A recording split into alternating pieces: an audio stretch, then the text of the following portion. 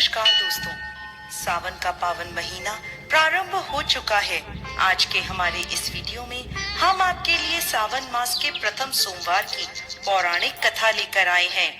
एक समय की बात है, अमरपुर नामक एक नगर में अमीर साहूकार रहता था। उसके कोई संतान नहीं थी, जिस कारण वो बहुत दुखी रहता था। संतान प्राप्ति के लिए वो हर सोमवार व्रत कर भोलेनाथ की पूजा किया करता था।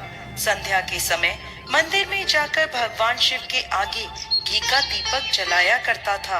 उसकी भक्ति देखकर माता पार्वती बहुत प्रसन्न हुई और भोलेनाथ से कहने लगी, हे प्राणनाथ, ये आपका सच्चा भक्त है, कृपा करके इसकी मनोकामना पूरी कर दें। यह सुन भोलेनाथ बोले, पार्वती, पूर्व जन्म के कर्मों के कारण इसके भाग्य में संतान सुख नहीं है।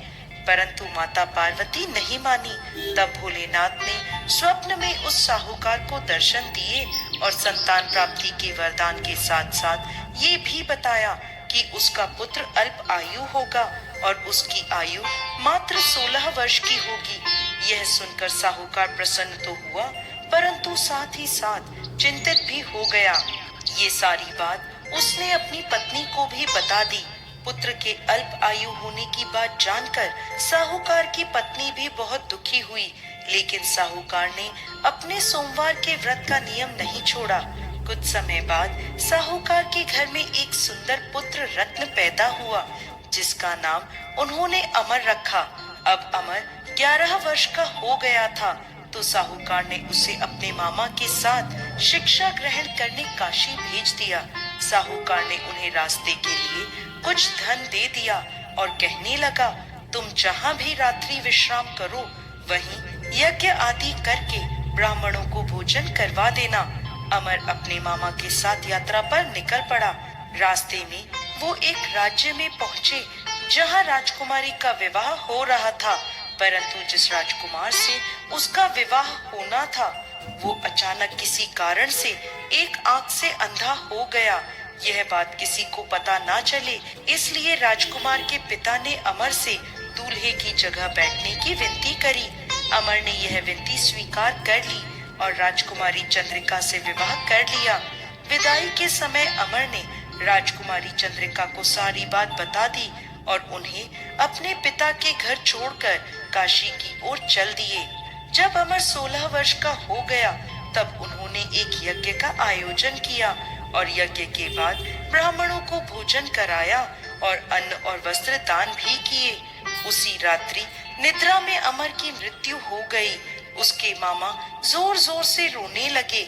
उनका विलाप सुनकर भोलेनाथ और माता पार्वती वहां आ पहुँचे। अमर के मामा का विलाप देखकर माता पार्वती भोलेनाथ से बोली, प्रभु, इस व्यक्ति के कष्ट को दूर कीजिए। तब भोलेनाथ बोले, पार्वती, ये वही साहूकार का बालक है जिसे 16 वर्ष तक जीवित रहने का वरदान मिला था।